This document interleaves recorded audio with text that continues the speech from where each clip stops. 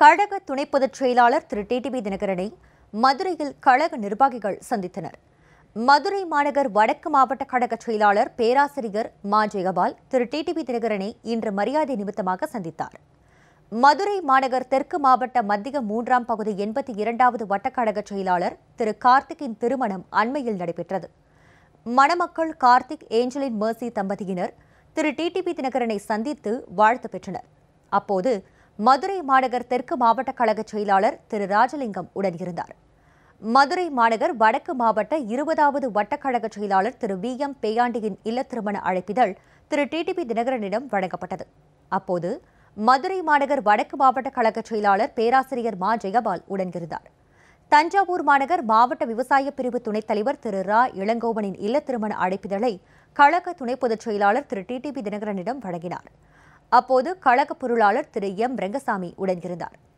கழக துணை பொதுச் செயலாளர் திரு டிடிவி தினகரனை சிவகங்கை மாவட்டம் மானாமதுரை பேரூர் கழக செயலாளர் திரு கோபால் சந்தித்து தனது இல்ல திருமண விழா அழைப்பிதழை வழங்கினார்.